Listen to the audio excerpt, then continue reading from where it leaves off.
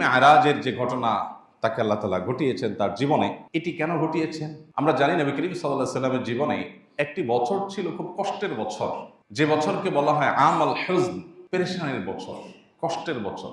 সেই বছরটা ছিল ওই বছর যে বছরে নবী সাল্লাল্লাহু আলাইহি ওয়াসাল্লাম তার ঘরের আপনজন এবং বাইরের একমাত্র আশ্রয়দাতা দুজনকে হারিয়েছেন। তার ঘরের আশ্রয়দাতা ছিলেন, ঘরে সান্ত্বনা দানকারী ছিলেন খাদিজা রাদিয়াল্লাহু তাআলা আনহা, আর বাইরের সান্ত্বনা দানকারী ছিলেন চাচা আবু তালেব। দুজনকে হারিয়েছেন। আর মক্কার মুশরিক তায়েফদের মুশরিকদের নির্যাতনে, নিষ্পেষণে ক্লিষ্ট, পরিশ্রান্ত এবং মনোবেদনায় তিনি খুব কষ্ট পাচ্ছিলেন।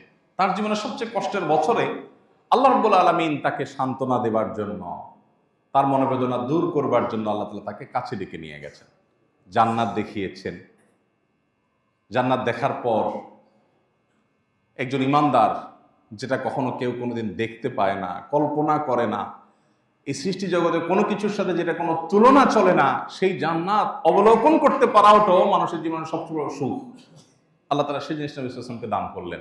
আল্লাহর সান্নিধ্যে আল্লাহ নিয়ে গেলেন, এক একটা আসমানে এক একজন নবীর সাথে সাক্ষাৎ করালেন। তারপর আল্লাহ রাব্বুল আলামিন নবী সাল্লাল্লাহু আলাইহি ওয়াসাল্লামকে সিদরাতুল মুনতাহা, ঊর্ধ্বাকাশের শেষ সীমানা, যেখানে বিশাল বড় একটা বড়ই বৃক্ষ আছে, সেটা দুনিয়ার এই গাছগুলোর আকারের বা সাইজের না, নামে হয়তো বলেছে, তার প্রকৃতি, তার আকার, সেগুলোর সাথে এগুলোর কোনো তুলনা নেই। সেটা হলো সীমানা ঊর্ধ্বাকাশের। আল্লাহ রাব্বুল আলামিনের সৃষ্টি জগতের মধ্যে জিবরিল সহ অন্য কোনো ফেরেশতা ওইটা ক্রস করে আর আল্লাহর আরশ বা উপরে আর যেতে পারে না। আল্লাহ তাআলা সেখানে নবী সাল্লাল্লাহু আলাইহি ওয়াসাল্লামকে নিয়েছেন, তার সাথে কথোপকথন করেছেন, তাকে অনেক উপহার দিয়েছেন, নেয়ামত দিয়েছেন, আবার তাকে ফেরত পাঠিয়েছেন। এগুলো সবই ছিল ওই যে পেরেশানির বছরে তার মনোবেদনা দূর করবার জন্য আল্লাহর পক্ষ থেকে উপহার।